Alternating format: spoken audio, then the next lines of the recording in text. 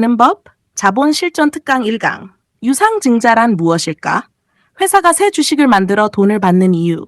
주식 투자를 하다 보면 가끔 이런 공시를 보게 됩니다. 유상증자 결정. 주린이 입장에서는 이 말부터 어렵습니다. 유상증자가 뭐지? 좋은 건가? 나쁜 건가? 왜 유상증자 발표가 나오면 주가가 크게 움직이기도 하지? 오늘은 어려운 회계 이야기는 내려놓고 유상증자의 기본 원리부터 아주 쉽게 이해해 보겠습니다. 유상증자를 한마디로 말하면 아주 간단합니다. 회사가 새로운 주식을 발행하고 그 주식을 산 사람에게 돈을 받는 것입니다. 여기서 중요한 단어가 유상입니다. 공짜가 아니라 돈을 받고 주식을 발행한다는 뜻입니다. 예를 들어 보겠습니다. A 회사가 있습니다. 현재 발행된 주식이 모두 100주라고 해보겠습니다. 그런데 회사가 성장하려면 새로운 공장이 필요합니다. 공장을 짓는데 50만 원이 필요합니다. 하지만 회사에 돈이 부족합니다. 어떻게 해야 할까요? 은행에서 돈을 빌릴 수도 있습니다. 그러면 회사로 현금이 들어오지만 동시에 부채도 늘어납니다. 그런데 회사가 다른 방법을 선택합니다. 새로운 주식 50주를 발행해서 한 주에 10,000원씩 팔기로 했습니다. 50주 곱하기 10,000원, 회사로 50만 원이 들어옵니다. 바로 이것이 유상증자입니다. 유상증자를 하면 무엇이 달라질까? 먼저 회사에 새로운 돈이 들어옵니다. 50만 원의 현금이 들어왔다고 해보겠습니다. 현금은 무엇이었습니까? 우리가 재무제표에서 배웠습니다. 자산입니다. 따라서 회사의 자산이 증가할 수 있습니다. 그런데 은행에서 빌린 돈이 아닙니다. 새로운 주식을 발행해서 투자자에게 받은 돈입니다. 따라서 자본과 연결됩니다. 여기서 우리가 앞에서 배웠던 자본금, 그리고 자본잉여금 같은 항목이 다시 등장합니다. 예를 들어 주식의 액면금액이 한 주당 1,000원이라고 가정하겠습니다. 그런데 회사가 새로운 주식을 한 주당 10,000원에 발행했습니다. 그러면 10,000원 전체가 자본금으로 들어가는 것은 아닙니다. 액면금액에 해당하는 부분은 자본금에 반영되고 액면금액보다 더 받은 부분은 자본잉여금의 주식 발행 초과금 등에 반영될 수 있습니다. 주린이는 여기서 세부 계산까지 외울 필요는 없습니다. 오늘은 이것만 기억하겠습니다. 유상증자. 새로운 주식을 발행합니다. 돈이 회사로 들어옵니다. 현금이 증가합니다. 그리고 자본이 증가합니다. 즉, 유상증자, 현금 유입, 자산 증가, 자본 증가 이렇게 연결하면 됩니다. 그런데 왜 기존 주주는 유상증자를 걱정할까? 여기서 정말 중요한 것이 나옵니다. 바로 지분 희석입니다. 아까 A 회사의 전체 주식은 100주였습니다. 내가 그중 10주를 가지고 있다고 해보겠습니다.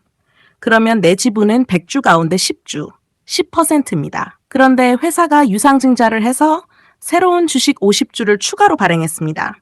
전체 주식 수는 100주에서 150주가 됩니다. 그런데 내가 계속 10주만 가지고 있다면 150주 가운데 10주입니다. 지분 비율은 약 6.7%가 됩니다. 10%였던 지분이 약 6.7%가 됐습니다. 전체 주식수가 증가하면서 기존 주주의 지분 비율이 상대적으로 낮아질 수 있습니다. 이것을 지분 희석이라고 합니다. 피자로 생각하면 정말 쉽습니다.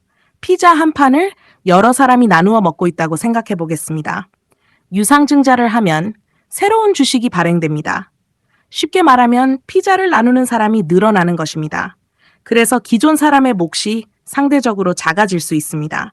이것이 지분 희석입니다. 그런데 여기서 아주 중요한 것이 있습니다. 새로 들어온 사람은 공짜로 피자를 먹는 것이 아닙니다. 돈을 내고 들어옵니다. 그 돈은 회사로 들어갑니다. 따라서 사람이 늘었다.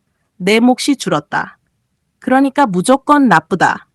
이렇게 끝내면 안 됩니다.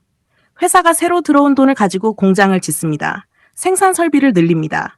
좋은 사업에 투자합니다.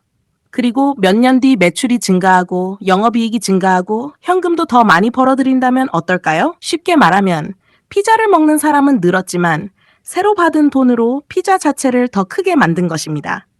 그러면 장기적으로 기업 전체의 가치가 커질 수도 있습니다. 반대로 유상증자로 돈은 받았는데 계속되는 적자를 메우고 돈을 모두 사용하고 얼마 지나지 않아 또 유상증자를 하고 다시 돈을 사용하고 그런데도 매출과 이익은 좋아지지 않는다면 어떨까요? 주식수는 계속 늘어납니다. 기존 주주의 지분은 계속 희석될 수 있습니다. 그런데 기업 가치는 제대로 커지지 않습니다. 이런 유상증자는 기존 주주에게 부담이 될 수 있습니다. 그래서 중요한 것은 주식수가 늘었다는 사실 하나가 아니라 새로 들어온 돈으로 회사가 무엇을 만들어내느냐입니다. 유상증자는 무조건 악재일까? 아닙니다. 이것도 우리가 재무제표를 공부하면서 계속 반복했던 질문으로 돌아갑니다. 왜 A 기업이 있습니다. 제품 주문이 계속 증가합니다. 그런데 공장이 부족해서 제품을 더 만들 수 없습니다. 회사가 유상증자를 통해 1,000억 원을 조달했습니다. 그 돈으로 새로운 공장을 건설합니다. 생산 능력이 증가합니다. 몇 년 뒤 매출이 증가합니다. 영업이익도 증가합니다. 영업활동 현금 흐름도 좋아집니다. 이런 경우라면 유상증자로 조달한 돈이 기업의 성장으로 연결된 것입니다. 이번에는 B기업입니다. 몇 년째 적자가 계속됩니다. 영업활동 현금 흐름도 좋지 않습니다. 현금이 부족해졌습니다. 그래서 유상증자를 합니다. 그 돈으로 적자를 버팁니다. 얼마 후 또 돈이 부족합니다. 다시 유상증자를 합니다. 그런데 매출도 크게 늘지 않고 영업이익도 좋아지지 않습니다. 그러면 투자자는 질문해야 합니다. 이 회사는 사업으로 돈을 만드는 것인가? 아니면 새로운 주식을 계속 발행해서 버티고 있는 것인가? 같은 유상증자라도 이 두 회사의 의미는 완전히 다릅니다. 유상증자에도 방식이 있습니다. 여기서 주린이가 이름 정도는 알아두면 좋은 것이 있습니다. 유상증자 공시를 보면 주주배정, 제3자 배정, 일반 공모 같은 말이 나올 수 있습니다. 어렵게 생각하지 마십시오. 쉽게 말하면 새로 발행하는 주식을 누구에게 살 기회를 주느냐가 다르다는 뜻입니다. 기존 주주에게 배정하는 방법도 있고 특정한 제3자에게 배정하는 방법도 있고 일반 투자자를 대상으로 모집하는 방법도 있습니다. 오늘은 이름만 알아두겠습니다. 실제 투자에서는 누구에게 새 주식을 발행하는가도 중요합니다. 각 방식의 차이는 뒤에서 실전 공시를 공부할 때 다시 살펴보겠습니다. 유상증자 공시가 나오면 세 가지부터 봅니다. 복잡한 공시를 처음부터 전부 이해하려고 하지 마십시오. 주린이라면 우선 세 가지만 확인합니다. 첫 번째, 왜 돈이 필요한가? 공장을 짓기 위한 것인가? 새로운 사업에 투자하기 위한 것인가? 연구개발을 위한 것인가? 빚을 갚기 위한 것인가? 아니면 계속되는 적자를 메우기 위한 것인가? 두 번째, 새로운 주식이 얼마나 늘어나는가? 기존 주식이 100주인데 새 주식이 5주 생기는 것과 새 주식이 50주 생기는 것은 다릅니다. 주식 수가 얼마나 증가하는지 봐야 지분 희석의 크기를 생각할 수 있습니다. 세 번째, 조달한 돈을 어디에 사용하는가? 공시에서는 이것을 자금의 사용 목적이라고 표현합니다. 시설 자금, 운영 자금, 채무 상환 자금, 다른 회사의 주식이나 자산을 취득하기 위한 자금, 여러 가지가 있을 수 있습니다. 똑같은 1,000억 원의 유상증자라도 1,000억 원을 어디에 사용하느냐에 따라 의미는 완전히 달라질 수 있습니다. 이제 재무제표와 연결해 보겠습니다. 유상증자를 했습니다. 투자자로부터 새로운 돈이 들어왔습니다. 그러면 재무상태표에서 현금 및 현금성 자산이 증가할 수 있습니다. 새로운 주식을 발행했기 때문에 자본금과 자본잉여금 등 자본 항목도 변할 수 있습니다. 자본변동표에서는 왜 자본이 증가했는지 그 흔적을 확인할 수 있습니다. 그리고 현금 흐름표에서는 주식 발행을 통한 자금 조달이 재무활동 현금 흐름과 연결됩니다. 하나의 유상증자가 재무제표 여러 곳에 흔적을 남기는 것입니다. 현금, 자본금, 자본잉여금, 자본변동표, 재무활동 현금 흐름, 그리고 재무제표 밖에서는 발행 주식 수까지 달라집니다. 이것이 우리가 유한양행을 통해 30강 동안 공부했던 재무제표를 연결해서 읽는 방법입니다. 유상증자는 발표 당일로 끝나는 사건이 아닙니다. 이 부분도 중요합니다. 유상증자를 발표했을 때 주가가 올랐다, 주가가 떨어졌다. 그것만 보고 끝내면 안 됩니다. 진짜 평가는 그 이후에 해야 합니다. 회사가 1,000억 원을 조달했습니다. 그러면 몇 년 뒤 확인합니다. 그 1,000억 원으로 무엇을 했는가? 공장을 지었다면 매출이 증가했는가? 영업이익이 증가했는가? 영업활동 현금 흐름이 좋아졌는가? 빚을 갚았다면 부채가 감소했는가? 이자 부담이 줄었는가? 재무구조가 좋아졌는가? 연구개발에 사용했다면 실제 사업 성과로 연결되고 있는가? 결국 유상증자의 진짜 평가는 조달한 돈이 기업 가치를 얼마나 키웠는가를 확인하는 것입니다. 오늘의 주린이 핵심 정리. 유상증자는 어렵지 않습니다. 회사가 새로운 주식을 발행하고 그 대가로 투자자에게 돈을 받아 자금을 마련하는 것입니다. 회사는 새로운 현금을 확보할 수 있습니다. 대신 전체 주식 수가 증가하면서 기존 주주의 지분이 희석될 수 있습니다.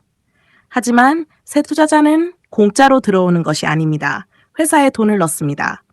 따라서 유상증자는 무조건 호재, 무조건 악재, 이렇게 판단해서는 안 됩니다. 공시가 나오면 먼저 묻습니다. 왜 돈이 필요한가? 주식 수가 얼마나 늘어나는가? 그 돈을 어디에 사용하는가? 그리고 시간이 지난 뒤 마지막 질문을 합니다. 그 돈으로 회사가 무엇을 만들어냈는가? 오늘 딱 한 문장만 기억하겠습니다. 유상증자는 돈을 받는 대신 새 주식을 발행하는 것. 중요한 것은 그 돈을 왜 받았고 어디에 쓰느냐입니다. 다음 2강에서는 무상증자는 공짜 주식인데 왜 회사 돈은 늘지 않을까를 공부하겠습니다. 유상증자는 새 주식을 발행하면서 회사로 돈이 들어왔습니다. 그런데 무상증자는 주식 수가 늘어날 수 있는데도 회사로 새로운 돈이 들어오지 않습니다. 도대체 왜 그런지, 그리고 유상증자와 무상증자의 결정적인 차이를 주린이 눈높이에서 아주 쉽게 공부해 보겠습니다. 자락 재무제표 읽는 법, 자본 실전 특강 2강. 무상증자는 공짜 주식인데 왜 회사 돈은 늘지 않을까? 1강에서는 유상증자를 공부했습니다. 유상증자는 아주 간단했습니다. 회사가 새로운 주식을 발행합니다. 투자자가 돈을 냅니다. 그 돈이 회사로 들어옵니다. 그래서 유상증자, 현금 유입, 자산 증가, 자본 증가 이렇게 연결했습니다. 그런데 이번에는 이름이 비슷한 무상증자입니다. 주식 투자를 하다 보면 이런 말을 듣습니다. 무상증자 결정, 1주당 한 주 무상증자, 주식을 공짜로 준다. 그러면 주린이는 이런 생각을 할 수 있습니다. 공짜로 주식을 준다고? 그럼 좋은 것 아닌가? 내 주식이 100주인데 200주가 되면 내 돈도 2배가 되는 것 아닌가? 결론부터 말씀드리면 아닙니다. 오늘 이 원리만 정확히 이해해도 무상증자의 절반 이상은 끝납니다. 무상증자를 한마디로 말하면 무상증자는 주주에게 돈을 받지 않고 새로운 주식을 나누어 주는 것입니다. 유상증자와 가장 큰 차이는 돈을 받느냐, 받지 않느냐입니다. 유상증자는 새로운 주식을 발행하고 투자자가 돈을 냅니다. 그래서 회사로 새로운 현금이 들어옵니다. 무상증자는 다릅니다. 새로운 주식은 발행하지만 주주가 회사에 새로운 돈을 내지 않습니다. 그래서 무상증자를 했다고 해서 회사에 새로운 현금이 들어오는 것은 아닙니다. 이것부터 반드시 기억해야 합니다. 아주 쉬운 숫자로 보겠습니다. A, 회사가 있습니다. 내가 이 회사 주식을 100주 가지고 있다고 해보겠습니다. 주가는 한 주당 10,000원이라고 가정하겠습니다. 그러면 내 주식의 시장 가치는 단순 계산으로 100주 곱하기 10,000원, 100만 원입니다. 그런데 회사가 1대1 무상증자를 결정했습니다. 쉽게 말하면 기존 한 주를 가지고 있는 주주에게 새 주식 한 주를 추가로 주는 것입니다. 나는 원래 100주를 가지고 있었습니다. 새로운 주식 100주를 받습니다. 그러면 100주가 200주가 됩니다. 여기서 주린이가 가장 많이 착각합니다. 주식이 2배가 됐으니까 100만 원이 200만 원이 된 것 아닌가? 그렇게 되면 정말 좋겠지만 그렇지 않습니다. 왜 돈이 2배가 되지 않을까? 이것도 피자로 생각하면 쉽습니다. 큰 피자 한 판이 있습니다. 원래 피자를 4조각으로 잘랐다고 해보겠습니다. 내가 그중 한 조각을 가지고 있습니다. 그런데 피자를 8조각으로 다시 나눴습니다. 조각수는 2배가 됐습니다. 하지만 피자 자체가 2배로 커진 것은 아닙니다. 그냥 같은 피자를 더 많은 조각으로 나눈 것입니다. 무상증자도 기본 원리는 비슷합니다. 내가 가진 주식 수는 늘어날 수 있습니다. 하지만 무상증자만으로 회사의 공장 하나가 갑자기 더 생기는 것도 아닙니다. 현금이 갑자기 들어오는 것도 아닙니다. 매출이 2배가 되는 것도 아닙니다. 영업이익이 2배가 되는 것도 아닙니다. 그래서 주식수 증가 equals 내 재산 증가라고 생각하면 안 됩니다. 주가도 조정됩니다. 아까 예로 돌아가겠습니다. 내가 100주를 가지고 있고 한 주당 가격이 10,000원이라면 시장 가치는 100만 원입니다. 1대1 무상증자로 주식이 200주가 됐다고 해보겠습니다. 이론적으로 다른 조건이 같다면 주가는 무상증자 효과를 반영해 그에 맞게 조정됩니다. 아주 단순하게 생각하면 만원짜리 100주가 5천원짜리 200주가 되는 것과 비슷한 원리입니다. 5천원 곱하기 200주, 역시 100만원입니다. 물론 실제 시장 가격은 수급, 투자 심리, 기업 실적, 시장 상황, 여러 요인 때문에 움직임으로 정확히 이렇게 유지된다는 뜻은 아닙니다. 핵심은 이것입니다. 무상증자만으로 주주의 경제적 가치가 자동으로 2배가 되는 것은 아니다. 그런데 회사는 어디에서 새 주식을 만들어줄까? 여기서 재무제표 공부가 시작됩니다.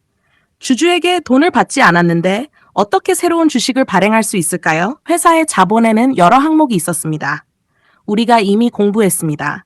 자본금, 자본잉여금, 이익잉여금, 그리고 기타 자본 항목 등이 있습니다. 무상증자는 일반적으로 법에서 허용하는 자본 항목 가운데 일부를 자본금으로 옮겨 새로운 주식을 발행하는 방식으로 이루어집니다. 대표적으로 자본잉여금에 있는 준비금 등을 자본금으로 옮겨 주주에게 새 주식을 나누어 주는 경우가 있습니다. 주린이는 여기서 어려운 회계 처리까지 외울 필요 없습니다. 핵심은 회사 밖에서 새로운 돈이 들어오는 것이 아니라 회사 자본 안에서 항목이 이동하는 것이라고 이해하면 됩니다. 서랍으로 생각하면 더 쉽습니다. 회사에 큰 서랍장이 있다고 해보겠습니다. 이 서랍장의 이름은 자본입니다. 그 안에 여러 칸이 있습니다. 한 칸에는 자본금, 다른 칸에는 자본잉여금, 또 다른 칸에는 이익잉여금 등이 있습니다. 무상증자를 한다고 해서 누군가 밖에서 돈을 가져와 서랍장에 넣어주는 것이 아닙니다. 기존의 서랍장 안에 있던 금액 가운데 법적으로 사용할 수 있는 부분을 다른 칸에서 자본금 칸으로 옮기는 것이라고 생각하면 이해하기 쉽습니다. 그래서 무상증자 전과 후를 보면 자본금은 증가할 수 있습니다. 다른 자본 항목은 감소할 수 있습니다. 하지만 단순한 무상증자 자체로 회사의 자본 총계가 새롭게 불어나는 것은 아닙니다. 이 부분이 정말 중요합니다. 유상증자와 비교하면 바로 이해됩니다. 유상증자. 투자자가 돈을 냅니다. 회사에 현금이 들어옵니다. 자산이 증가합니다. 자본도 증가합니다. 무상증자. 주주가 새로운 돈을 내지 않습니다. 회사에 새로운 현금이 들어오지 않습니다. 자본 내부의 항목이 이동합니다. 주식수는 증가할 수 있습니다. 따라서 둘은 이름의 증자라는 말이 똑같이 들어가지만 경제적인 의미는 상당히 다릅니다. 유상증자는 새로운 자금 조달, 무상증자는 새로운 외부 자금 유입이 없는 자본 내부의 변화, 이렇게 구분하면 됩니다.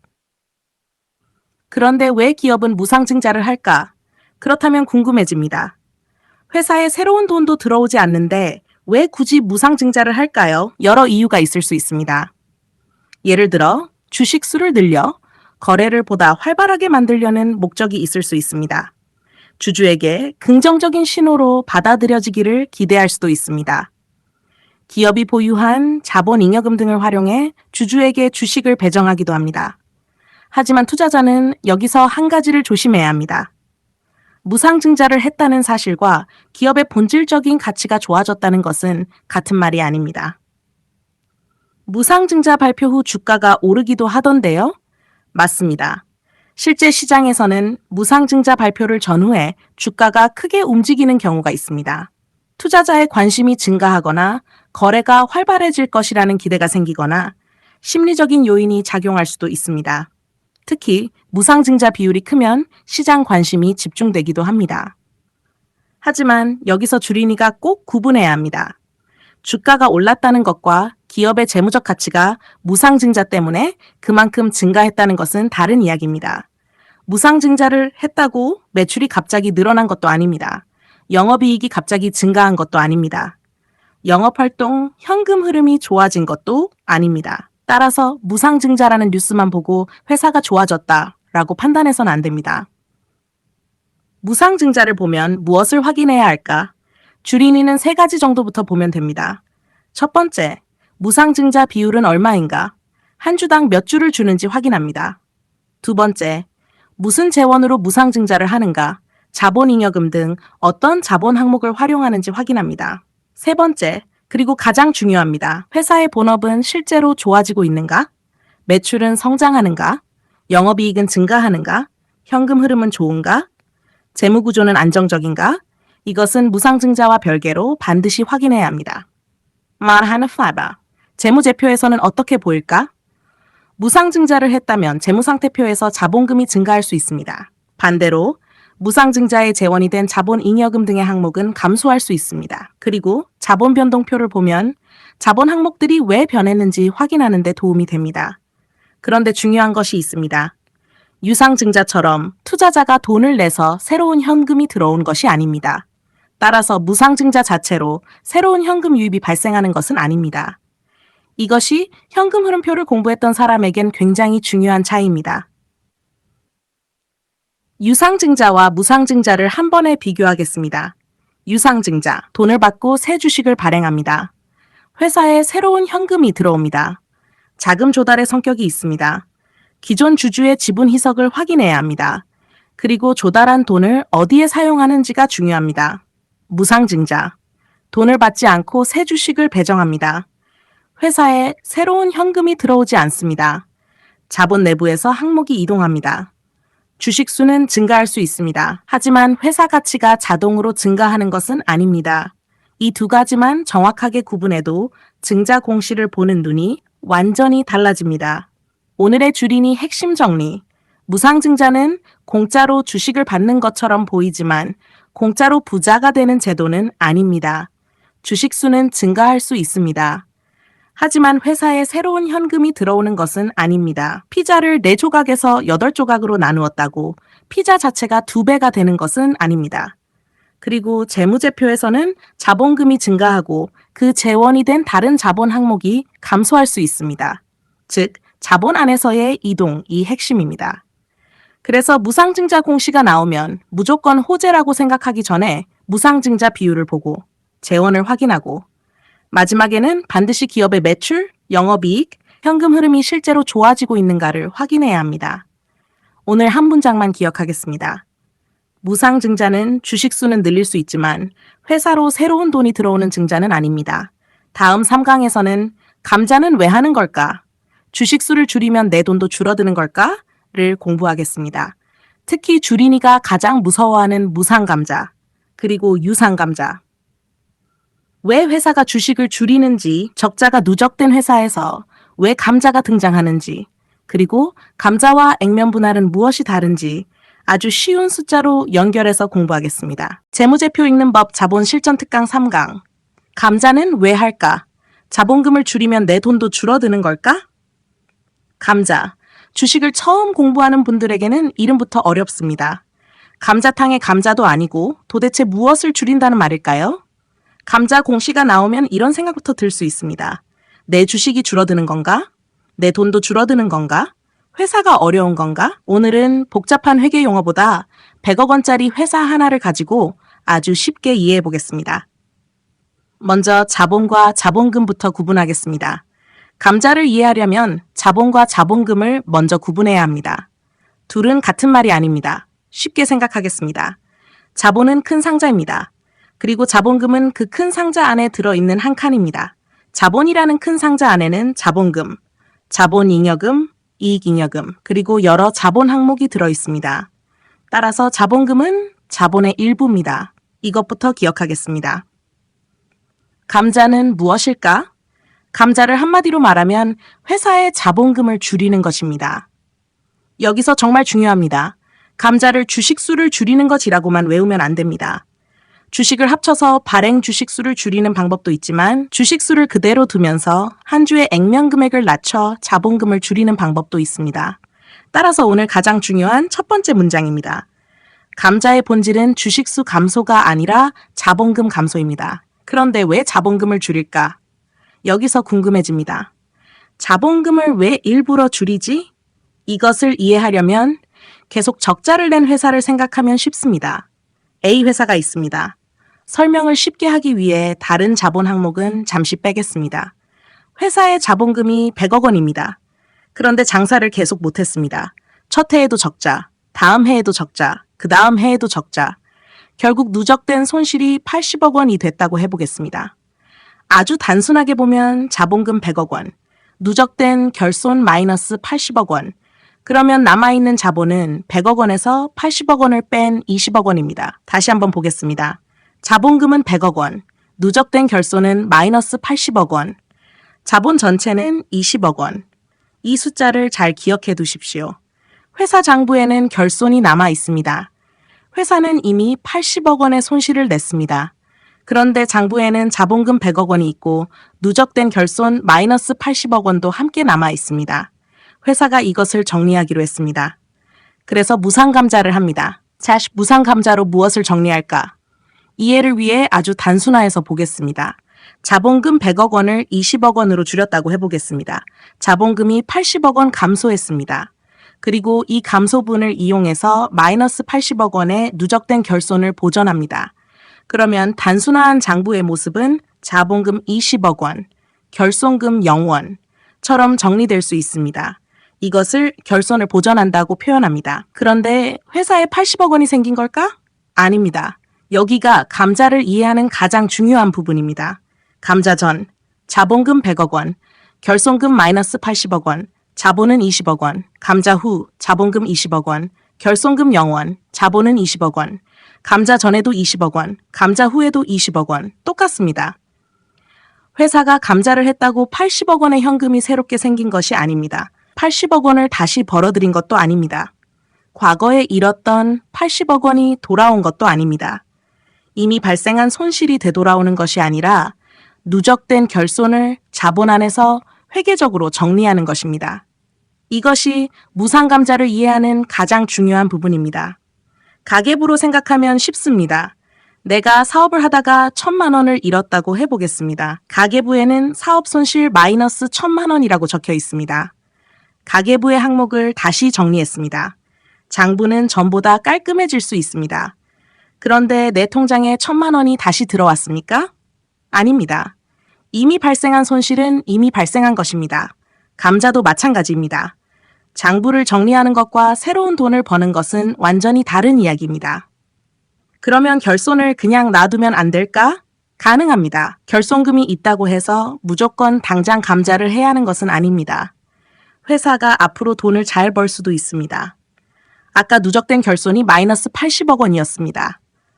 올해 회사가 10억 원을 벌었습니다. 아주 단순하게 생각하면 마이너스 80억 원에서 10억 원을 메웠습니다. 아직 마이너스 70억 원이 남습니다. 다음 해에 20억 원을 벌었다면 남은 결손은 마이너스 50억 원. 이런 식으로 앞으로 회사가 이익을 내면서 과거의 결손을 조금씩 메워갈 수도 있습니다. 따라서 결손이 있다고 반드시 감자해야 하는 것은 아닙니다. 그러면 왜 무상감자를 할까? 누적된 결손이 너무 커지면 회사가 자본 구조를 정리할 필요가 생길 수 있습니다. 그래서 자본금을 줄이고 누적된 결손을 보전하여 자본 안의 장부를 다시 정리하는 것입니다. 하지만 다시 강조합니다. 장부가 정리됐다고 회사의 본업이 좋아진 것은 아닙니다. 감자 전날까지 장사를 못하던 회사가 감자 다음날 갑자기 돈을 잘 버는 회사가 되는 것은 아닙니다. 그래서 투자자는 감자를 했다는 사실보다 감자 이후 회사가 실제로 살아나는가를 봐야 합니다. 그런데 내 주식은 어떻게 될까? 이번에는 주린이가 가장 궁금해하는 부분입니다. 회사 전체 주식이 1,000주 있습니다. 내가 그중 100주를 가지고 있습니다. 내 지분율은 10%입니다. 회사가 10대1 균등 감자를 했다고 해보겠습니다. 회사 전체 주식은 1,000주에서 100주가 됩니다. 내 주식도 100주에서 10주가 됩니다. 100주가 10주가 됐습니다. 그렇다면 내 지분율도 10분의 1이 됐을까요? 아닙니다. 회사 전체 100주 가운데 내가 10주를 가지고 있습니다. 여전히 10%입니다. 모든 주주에게 같은 비율로 감자가 적용된다면 주식수는 줄어도 지분율은 원칙적으로 그대로입니다. 그러면 내 계좌 평가금도 10분의 1이 될까? 이것도 아닙니다. 감자 전에 내가 100주를 가지고 있습니다. 한 주 가격이 1,000원이라고 가정하겠습니다. 100주 곱하기 1,000원. 내 평가 금액은 10만 원. 10대 1 감자를 했습니다. 내 주식은 10주가 됩니다. 그렇다고 감자 자체만으로 내 평가 금액이 10만 원에서 만 원으로 자동으로 줄어드는 것은 아닙니다. 감자 자체의 효과만 단순하게 생각하면 주식수가 10분의 1로 줄어든 만큼 한 주가 나타내는 몫은 그에 맞게 커집니다. 예를 들어 감자 전 100주 곱하기 1000원은 10만원. 감자 후의 이론적인 예. 10주 곱하기 만원은 10만원. 따라서 10대 1 감자를 했으니까 내 돈도 무조건 10분의 1이 된다 라고 생각하면 안 됩니다. 그런데 실제 시장에서는 왜 감자를 무서워할까? 지금까지 설명한 것은 감자 자체의 기계적인 효과입니다. 실제 주식시장에서는 다른 문제가 생길 수 있습니다. 회사가 몇 년 동안 계속 적자를 냈습니다. 현금도 부족합니다. 재무 상태도 좋지 않습니다. 그러다가 대규모 무상감자를 발표했습니다. 시장에서는 생각할 수 있습니다. 회사가 얼마나 어려우면 감자까지 하는 걸까? 투자자들이 부정적으로 평가하면 실제 주가는 하락할 수 있습니다. 그러면 당연히 내 계좌 평가금도 감소할 수 있습니다. 따라서 반드시 두 가지를 구분해야 합니다. 감자로 주식수가 줄어드는 것, 그리고 감자 이후 주가가 하락해서 계좌 평가금이 줄어드는 것. 이 둘은 다른 이야기입니다. 이번에는 유상감자입니다. 지금까지 주로 설명한 것은 무상감자였습니다. 무상감자는 자본금을 줄이지만 주주에게 감자의 대가를 지급하지 않습니다. 누적된 결손을 정리하는 등의 목적으로 사용되는 경우가 있습니다. 그런데 유상감자는 다릅니다. 유상감자는 자본금을 줄이면서 주주에게 돈이나 재산 등의 대가를 지급합니다. 그런데 왜 대가까지 지급하면서 감자를 할까? 예를 들어 보겠습니다. 회사가 사업을 잘해서 현금이 많이 쌓였습니다. 그런데 앞으로 큰 공장을 지을 계획도 없습니다. 대규모 투자도 당장 필요하지 않습니다. 회사가 생각합니다. 회사에 이 자본을 전부 가지고 있을 필요가 있을까? 그래서 자본 일부를 줄이고 주주에게 대가를 돌려줄 수도 있습니다. 이런 경우 유상감자는 주주에게 자본을 돌려주는 성격을 가질 수 있습니다. 하지만 유상감자의 목적이 항상 이것만 있는 것은 아닙니다. 기업의 구조조정, 지배구조 변경, 특정 주주의 지분 정리, 기업 인수 과정 등 여러 목적으로 사용될 수 있습니다. 그러면 유상감자는 호재일까? 조건에 따라 주주 환원 성격으로 긍정적으로 평가될 수도 있습니다. 하지만 유상감자는 무조건 호재다. 이렇게 외우면 안 됩니다.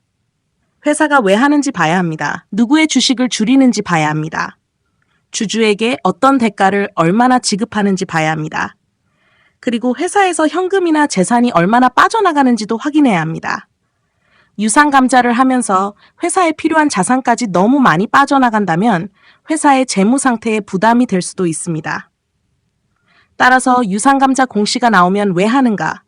누구에게 어떤 대가를 지급하는가? 회사에서 얼마나 빠져나가는가? 이것부터 확인합니다. 무상감자와 유상감자를 아주 쉽게 구분하겠습니다. 무상감자. 주주에게 감자의 대가를 지급하지 않습니다. 자본금을 줄입니다. 누적된 결손을 정리하는 등의 목적으로 사용될 수 있습니다. 유상감자. 주주에게 대가를 지급합니다. 자본금을 줄입니다. 주주에게 자본을 돌려주거나 지분 정리 등의 목적으로 사용될 수 있습니다. 한 줄로 외우겠습니다. 무상감자. 대가 없이 자본금 줄이기. 유상감자. 대가를 지급하면서 자본금 줄이기. 무상감자 다음에 유상증자가 나오기도 합니다. 실전에선 이런 흐름도 볼 수 있습니다. 회사가 계속 적자를 냈습니다. 결손이 많이 쌓였습니다. 먼저 무상감자를 합니다. 자본구조를 정리합니다. 그런데 감자를 했다고 회사에 새로운 현금이 들어온 것은 아닙니다. 사업을 계속하려면 새로운 돈이 필요할 수 있습니다. 그래서 그 다음 유상증자를 할 수도 있습니다. 새로운 주식을 발행합니다. 투자자가 돈을 냅니다. 이번에는 회사에 실제 새로운 현금이 들어옵니다. 이제 1강과 3강이 연결됩니다. 무상감자, 자본구조 정리, 유상증자, 새로운 자금 조달, 둘은 역할이 완전히 다릅니다. 액면 분할과 감자도 다릅니다. 액면 분할은 한 주를 더 작은 단위로 나누는 것입니다. 주식 수는 늘어날 수 있습니다. 한 주의 액면 금액은 낮아집니다. 하지만 자본금 총액은 그대로입니다. 감자는 다릅니다. 자본금 총액 자체를 줄이는 것입니다. 따라서 액면 분할, 자본금 총액 그대로, 감자, 자본금 총액 감소. 이렇게 구분하면 됩니다. 재무제표에서는 어떻게 찾을까? 재무상태표를 봤습니다. 작년 자본금이 100억 원이었습니다. 그런데 올해 20억 원으로 줄었습니다. 그냥 넘어가지 않습니다. 바로 질문합니다. 왜 자본금이 줄었지? 자본 변동표를 봅니다. 주석을 봅니다. 감자 관련 공시도 확인합니다. 그러면 왜 감자를 했는지, 무상감자인지 유상감자인지, 감자 비율은 얼마인지, 주식수는 어떻게 변했는지, 결손을 정리하기 위한 것인지, 주주에게 대가를 지급했는지 하나씩 확인할 수 있습니다. 이것이 우리가 재무제표를 공부하면서 계속 반복하는 원칙입니다. 숫자가 변하면 왜 변했는지를 찾는다. 1강부터 3강까지 연결해 보겠습니다. 유상증자. 새로운 주식을 발행합니다. 투자자가 돈을 냅니다. 회사로 새로운 현금이 들어옵니다. 주식 수가 증가하면서 기존 주주의 지분이 희석될 수 있습니다. 무상증자. 회사로 새로운 돈은 들어오지 않습니다. 주식 수는 증가할 수 있습니다. 모든 주주에게 같은 비율로 배정된다면 지분율은 원칙적으로 그대로입니다. 균등 무상감자. 회사로 새로운 돈은 들어오지 않습니다. 자본금을 줄입니다. 주식 수가 감소할 수 있습니다. 모든 주주에게 같은 비율로 적용된다면 지분율은 원칙적으로 그대로입니다. 유상감자. 자본금을 줄이면서 주주에게 대가를 지급합니다. 그 과정에서 회사의 현금이나 다른 자산이 감소할 수 있습니다. 오늘의 주린이 핵심 정리. 오늘은 4가지만 기억하겠습니다. 첫 번째, 자본과 자본금은 다릅니다. 자본은 큰 상자, 자본금은 그 안에 들어있는 한 항목입니다. 두 번째, 감자의 본질은 자본금 감소입니다. 주식수가 줄어드는 것은 감자를 실행하는 방법 중 하나일 수 있습니다. 세 번째, 무상감자로 결손을 정리했다고 회사가 잃어버린 돈이 다시 생기는 것은 아닙니다. 감자 전, 자본금 100억 원, 결손금 마이너스 80억 원, 자본 20억 원. 감자 후, 자본금 20억 원, 결손금 0원, 자본 20억 원. 감자 전에도 20억 원, 감자 후에도 20억 원. 이미 발생한 손실이 되돌아오는 것이 아니라 누적된 결손을 자본 안에서 회계적으로 정리하는 것입니다. 네 번째, 유상감자는 무상감자와 다릅니다. 자본금을 줄이면서 주주에게 대가를 지급합니다. 조건에 따라 주주 환원 성격으로 긍정적인 평가를 받을 수도 있지만 무조건 호재라고 판단해서는 안 됩니다. 마지막으로 3문장만 기억하겠습니다. 감자의 본질은 주식수 감소가 아니라 자본금 감소입니다. 감자는 잃어버린 돈을 되찾는 것이 아니라 누적된 결손을 자본 안에서 회계적으로 정리하는 데 사용될 수 있습니다. 감자는 왜 했는지가 중요합니다. 그리고 감자 이후 회사가 실제로 다시 돈을 벌 수 있는지를 봐야 합니다. 재무제표표 있는 법 자본실전 특강. 주식 분할과 주식 병합은 왜 할까? 액면가부터 아주 쉽게 이해하기. 3강에서는 감자를 공부했습니다. 감자의 본질은 무엇이었습니까? 자본금을 줄이는 것. 그리고 감자를 했다고 해서 회사의 가치가 갑자기 좋아지는 것은 아니라고 배웠습니다. 또 내 주식수가 줄었다고 해서 내 계좌의 돈이 같은 비율로 자동으로 줄어드는 것도 아니었습니다. 오늘은 감자와 비슷해 보이지만 전혀 다른 것을 공부하겠습니다. 바로 주식 분할과 주식 병합입니다. 주식 분할을 하면 주식수가 늘어납니다. 주식 병합을 하면 주식수가 줄어듭니다. 그러면 주식수가 2배로 늘어나면 내 돈도 2배가 될까요? 반대로 주식수가 절반으로 줄어들면 내 돈도 절반이 될까요? 아닙니다. 오늘은 이 원리를 주린이도 이해할 수 있도록 아주 쉽게 공부해 보겠습니다. 먼저 피자 한 판을 생각해 보겠습니다. 커다란 피자 한 판이 있습니다. 이 피자를 4조각으로 잘랐습니다. 그런데 먹기 편하게 8조각으로 다시 잘랐습니다. 피자가 2배로 커졌습니까? 아닙니다. 피자의 크기는 그대로입니다. 단지 한 조각의 크기가 작아지고 조각수가 늘었습니다. 주식 분할도 이와 비슷합니다. 주식 분할이란 무엇일까? 회사의 주식이 100주 있다고 해보겠습니다. 한 주의 가격은 10,000원입니다. 그러면 전체 주식의 가치는 100주 곱하기 10,000원, 100만 원입니다. 회사가 한 주를 2주로 나누는 이 대일 주식 분할을 했다고 해보겠습니다. 주식 수는 100주에서 200주로 늘어납니다. 대신 한 주의 가격은 이론적으로 절반 수준으로 조정됩니다. 10,000원이었던 주식이라면 5,000원 정도가 되는 것입니다. 계산해 보겠습니다. 분할 전 100주 곱하기 10,000원, 100만 원. 분할 후 200주 곱하기 5,000원, 100만 원. 똑같습니다.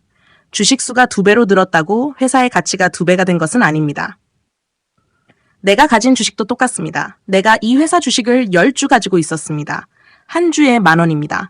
내 평가 금액은 10만 원. 2대1 주식 분할을 했습니다. 내 주식은 10주에서 20주가 됩니다. 대신 한 주의 가격은 이론적으로 10,000원에서 5,000원 정도로 조정됩니다. 분할 전 10주 곱하기 10,000원, 100,000원. 분할 후 20주 곱하기 5,000원, 100,000원. 주식수는 2배가 됐지만 내 재산이 갑자기 2배가 된 것은 아닙니다. 그러면 지분율은 어떻게 될까? 회사 전체 주식이 100주입니다. 내가 그중 10주를 가지고 있습니다. 내 지분율은 10%. 이 대일 주식 분할을 합니다. 회사 전체 주식은 200주, 내 주식은 20주. 200주 가운데 20주, 여전히 10%입니다. 모든 주주에게 똑같이 적용되기 때문에 주식 수가 늘어나도 지분율은 원칙적으로 그대로입니다. 그런데 왜 굳이 주식을 나눌까? 여기서 질문해야 합니다. 회사 가치도 그대로, 내 지분율도 그대로. 그런데 회사는 왜 주식 분할을 할까요? 대표적인 이유는 한 주의 가격을 낮춰 투자자가 거래하기 쉽게 만들기 위해서입니다. 예를 들어 주가가 한 주에 100만 원이라고 해보겠습니다. 주린이가 이 주식을 사고 싶습니다. 그런데 한 주를 사는데 100만 원이 필요합니다. 부담스러울 수 있습니다. 회사가 주식 분할을 해서 한 주의 가격이 10만 원 정도로 낮아졌다고 해보겠습니다.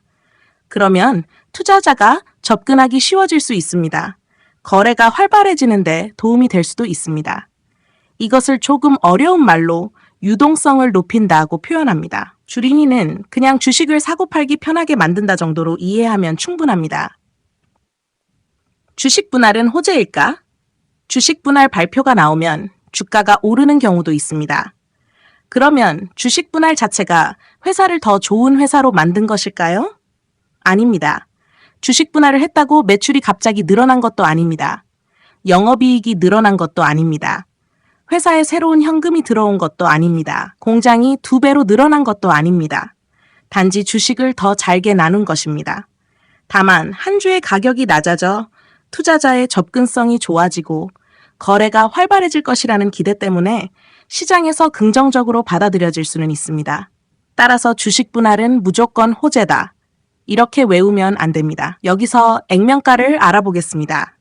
주식 분할과 주식 병합을 이해하려면 액면가라는 말을 알아두면 좋습니다. 주린이에게는 액면가도 낯선 말입니다. 하지만 어렵지 않습니다. 액면가는 액면 주식한 표시된 회계상의 기준금액이라고 생각하면 됩니다. 여기서 정말 중요한 것이 있습니다. 액면가와 주가는 다릅니다. 예를 들어 어떤 회사 주식의 액면가가 500원이라고 해보겠습니다. 그렇다고 주식시장에서 500원에 거래된다는 뜻일까요? 아닙니다. 실제 주가는 5,000원일 수도 있고 5만 원일 수도 있고 10만 원일 수도 있습니다. 전혀 이상하지 않습니다. 액면가와 주가를 확실하게 구분하겠습니다.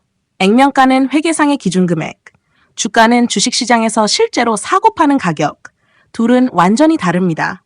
예를 들어 액면가 500원, 현재 주가 5만 원. 충분히 가능합니다. 주린이가 액면가를 처음 보면 이렇게 생각할 수 있습니다. 액면가가 500원인데 왜 사람들이 5만 원에 사지? 하지만 액면가와 주가는 애초에 역할이 다른 숫자입니다. 따라서 오늘은 이 한 문장부터 기억하겠습니다. 액면가는 주가가 아닙니다. 그러면 액면가는 어디에 사용될까? 오늘 강의에서는 자본금과 연결해서 이해하면 됩니다. 액면 주식의 경우 아주 단순하게 보면 한 주의 액면 금액 곱하기 발행 주식 수를 통해 자본금을 이해할 수 있습니다. 예를 들어 한 주의 액면 금액이 1,000원입니다.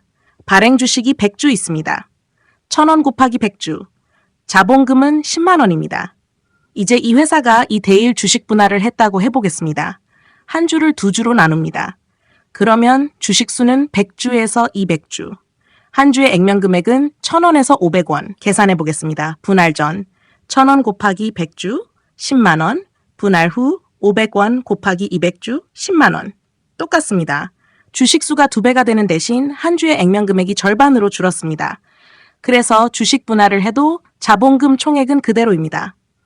자, 이번에는 주식 병합입니다.